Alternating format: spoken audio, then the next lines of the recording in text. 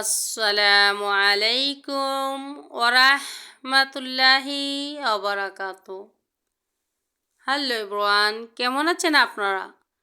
চলে আসলাম প্রতিদিনের মতো নতুন একটি ভিডিও নিয়ে। আজকে আপনাদের মাঝে কিছু কথা শেয়ার করব। কথাটা হচ্ছে, আমরা কারো সম্বন্ধে না জেনে না বুঝে, হোক সে খারাপ হোক সে ভালো, খারাপ মন্তব্য করব না। যে খারাপ তার ধারণাটা সবসময় খারাপ থাকে, আর যে ভালো তার ধারণাটা সব সময় ভালো থাকে। যেমন একটি লোক দিনদার ফরজগার, সারা রাত ওয়াজ মাহফিল করে এসে ভাবলো, এখন যেহেতু ফজরের টাইম হয়ে গেছে, আমি নামাজটা পড়েই ঘুমাবো, তার জন্য আমি গোসলটা করে নিই, আমার নিজে থেকে ভালো লাগবে।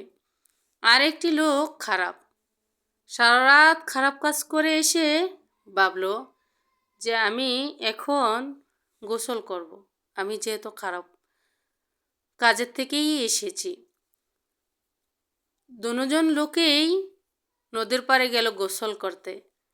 যে দিনদার ফরজগার লোকটা গোসল করতে গেল, গিয়ে দেখলো নদীর ওপারে একটি লোক গোসল করতে এসেছে। তখন সে ভাবলো, ওই লোকটা মনে হয় আমার থেকে বেশি দিনদার ফরজগার আল্লাহওয়ালা, তাই ওই লোকটা আমার আগেই গোসল করতে এসেছে।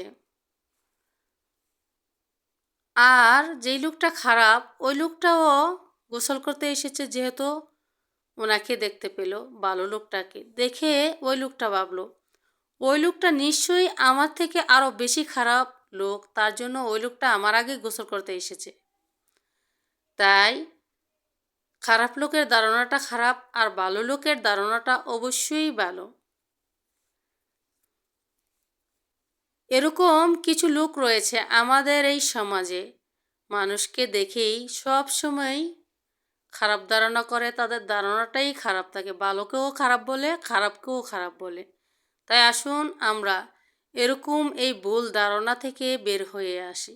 আমরা হোক সে খারাপ হোক সে ভালো, তার সম্বন্ধে না জেনে না চলে না বুঝে তার সম্বন্ধে খারাপ ব্যবহার বা খারাপ কথা বলবো না। কেননা সে যদিও খারাপ হয়ে থাকে, এমনও তো হতে পারে সে ভালো হয়ে গেছে। তার খারাপ কথাগুলো আমরা বলে কেন তার গুণাটা আমাদের নিজেদের ঘাড়ে নিয়ে আসি? যদি পারি তাকে ভালো বলবো, ভালো উপদেশ দেব, বরঞ্চ এর থেকে আমরা সওয়াব পাবো। আর খারাপ যদি হয়ও, সে আমার সাথে তো কোনো খারাপ ব্যবহার করে নাই, খারাপ আচরণ করে নাই, তাই কেন আমরা মানুষের কথা শুনে না জেনে না বুঝে তাকে খারাপ ধারণা করলাম, খারাপ বললাম? তাতে তো তার পাপগুলো আমি নিয়ে আসলাম, সে পাপ থেকে বেঁচে গেল, তার গুণাগুলো চলে গেল, সে নিষ্পাপ হয়ে গেল।